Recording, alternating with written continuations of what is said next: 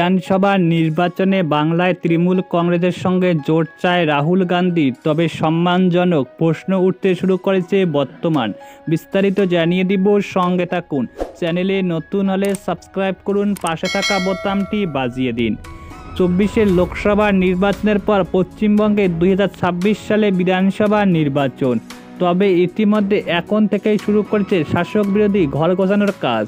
লোকসভার স্পিকার নির্বাচন সম্পূর্ণ হয়েছে, তবে সেই নির্বাচনে ধ্বনি ভোটের মাধ্যমে ভোটাভুটির পথে হাঁটেনি প্রমোদ স্পিকার ইতিমধ্যে ভাতৃহরি মাহাতো। কিন্তু নির্বাচন ঘিরে দ্বন্দ্ব দূরত্ব কমেছে তৃণমূল ও কংগ্রেসের মধ্যে।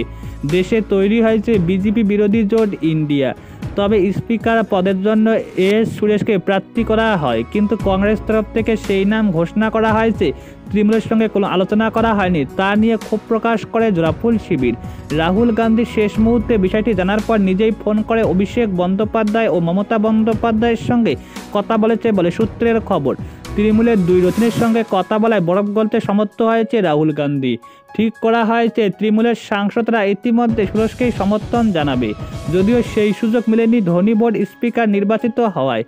তবে ইতিমধ্যে বাংলায় 2026 সালে বিধানসভা নির্বাচন।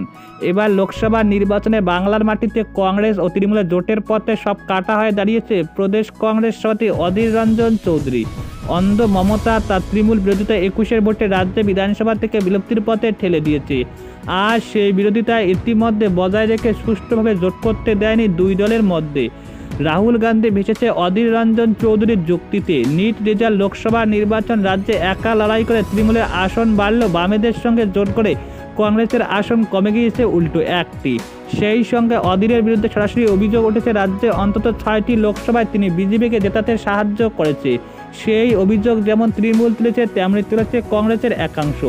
তৃণমূলের সুর মিলিয়ে তাদের দাবি, অধীর জোট বিরোধিতার পথে অবতীর্ণ না হলে রাজ্য বিজেপির আসন সংখ্যা আরও কমে যেত।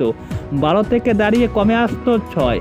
এই হিসাব রাহুলের চোখে পড়েছে, তাই খুব শীঘ্রই বাংলায় সভাপতি পদ বদল করতে পারে এমন জল্পনা উঠতে শুরু করেছে। কেন এই পদক্ষেপ? কংগ্রেস সূত্রে জানা গিয়েছে 2026 সালে বিধানসভা নির্বাচনে বাংলায় ইতিমধ্যে তৃণমূলের সঙ্গে জোট চায় তারা, তবে অবশ্যই সম্মানজনক পথে। তবে এটুকু বুঝিয়েছেন, বামেদের হাত ধরে চললে রাজ্য বিধানসভায় কংগ্রেসের প্রত্যাবর্তন ঘটবে না। কেননা এবার লোকসভা নির্বাচনে কংগ্রেসের সঙ্গে ইতিমধ্যে জোট গড়ে বামেরা একটি আসন না জিততে পেরেছে, কোথাও দ্বিতীয় হতে পেরেছে মাত্র। রাজ্যের মধ্যে মাত্র একটি বিধানসভায় তারা লিড ইতিমধ্যে দিয়েছে। তবে এই ঘটনা ঘটেছে রাজ্যবাসীর মতে অতীতে সিপিএম বিরোধী মনোভাব বজায় থাকায়। কংগ্রেস আগামী দিনে এই জোটে থাকলে তাদের পক্ষে বিধানসভায় প্রত্যাবর্তন করা সম্ভব না। রাহুল গান্ধী চায় তৃণমূলের সঙ্গে সুসম্পর্ক ধরে ইতিমধ্যে রাজ্যে কংগ্রেসের পায়ের নিচের তলা জমি শক্ত করতে। তাদের ইচ্ছা, এবার লোকসভা নির্বাচনে বাংলায় যে 11টি বিধানসভা কেন্দ্র কংগ্রেস লিড দিয়েছে, সেই 11টি আসন তৃণমূল ছেড়ে দিয়ে কংগ্রেস বিধানসভায় লড়াই করার জন্য। একান্তই এই জোট না হলে কংগ্রেস তখন বামেদের সঙ্গে হাঁটতে পারে। রাহুল গান্ধী যে 11টি বিধানসভা কেন্দ্রের দাবি করেছে, সেগুলি উত্তরবঙ্গের উত্তর দিনাজপুর জেলার চাকুলিয়া, মালদা জেলার চাঁচল, হরিশ্চন্দ্রপুর, মালতীপুর, রাতুয়া, মোতাবাড়ি এবং সুজাপুর, মুর্শিদাবাদ জেলার ফারাক্কা, শমশেরগঞ্জ, লালগোলা ও বহরমপুর। জানা গিয়েছে এই 11টি আসনে তৃণমূল 21 বিধানসভা নির্বাচনে 10টি জিতে বসে রয়েছে। কেবলমাত্র বহরমপুর জিতেছে বিজেপি। রাহুলের যুক্তি, তৃণমূলের সঙ্গে কংগ্রেসের সম্মানজনক জোট হলে 26 বিধানসভা নির্বাচনে আসন সংখ্যা কমবে আরও বিজেপির। এবার লোকসভা নির্বাচনে রাজ্যে 90টি বিধানসভায় এগিয়ে রয়েছে বিজেপি। দেখা গিয়েছে কংগ্রেস তৃণমূল জোট হলে বিজেপি ইতিমধ্যে সেই এগিয়ে থাকা আসন কমে দাঁড়াতে পারে 61টি।